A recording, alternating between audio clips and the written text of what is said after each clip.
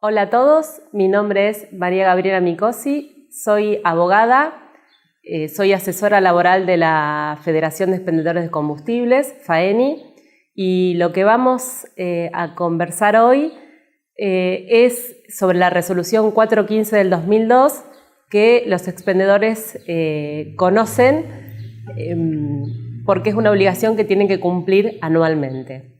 Bien, comenzamos. ¿Qué es la resolución 415? La resolución 415 del 2002 es una resolución dictada por la Superintendencia del Riesgo del Trabajo que estableció un registro obligatorio donde deben inscribirse todos aquellos empleadores que en su proceso productivo o en su actividad comercial emplean agentes o sustancias cancerígenos. Cancerígeno significa algo potencialmente o capaz de producir cáncer si se expone a un tejido vivo. Eso no significa que el agente de por sí o la mera exposición nos dará como resultado contraer la enfermedad. Lo que quiere el registro es que ante la mera exposición o por el solo hecho de emplear esas sustancias, el empleador se inscriba. Lo que quiero aclarar al expendedor es que por el mero hecho de declarar o de inscribirse en ese registro de sustancias y agentes cancerígenos, no implica que en la realidad ese resultado se va a producir, sino que es un resultado que necesita de un montón de otras circunstancias que se van a ver en cada caso, en particular si es que eso sucede. ¿Qué sustancias se incluyen en el listado de agentes y sustancias cancerígenas?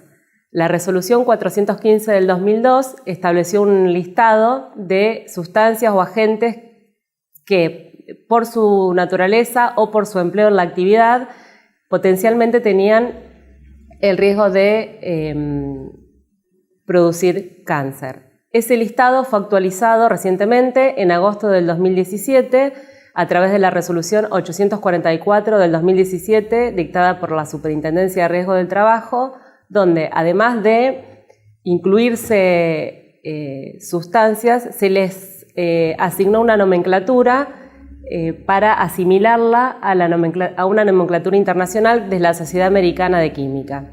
De esta manera, el listado se enrola en parámetros internacionales sobre prevención de riesgos. En el ámbito del expendio del combustible, el benceno es un hidrocarburo que está presente en los combustibles líquidos.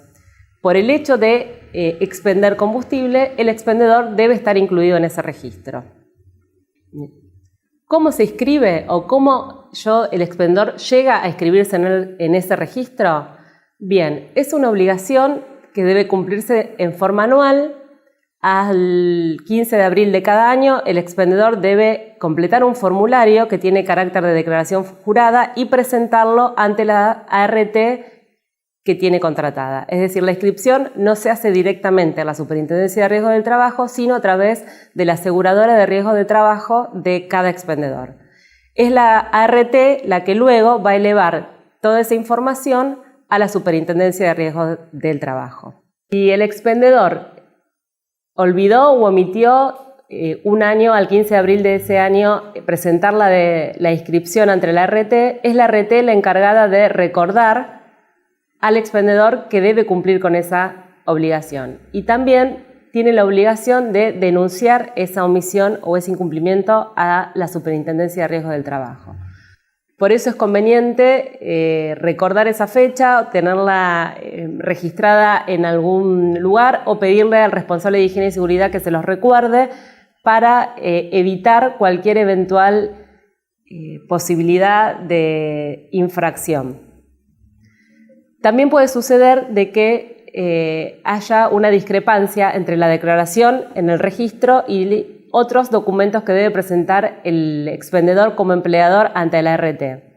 En ese caso, la ART debe indicarle al expendedor la discrepancia.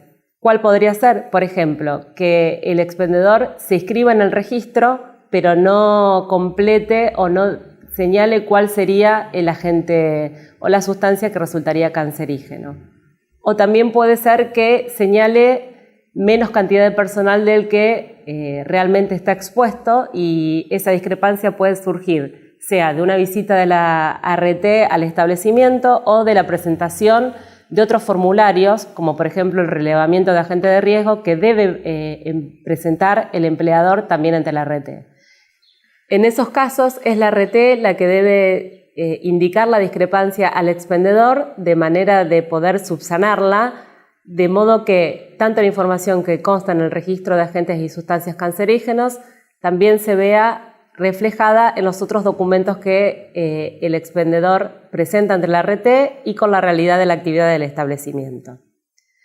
En definitiva, lo que el expendedor debe hacer o cumplir es declarar, inscribirse en el registro de agentes y sustancias cancerígenas, declarando cuál es la sustancia potencialmente generadora de cáncer y el personal que estaría potencialmente expuesto a dicha sustancia.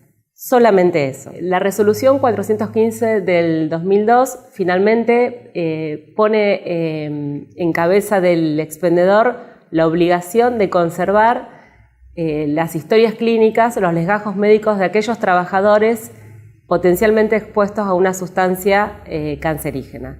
Con lo cual, aun cuando la relación laboral concluya, estas historias clínicas deben permanecer en el establecimiento por 40 años. Bueno, espero les haya sido de utilidad la explicación y estamos a disposición de ustedes en FAENI para cualquier consulta o aclaración complementaria. Muchas gracias.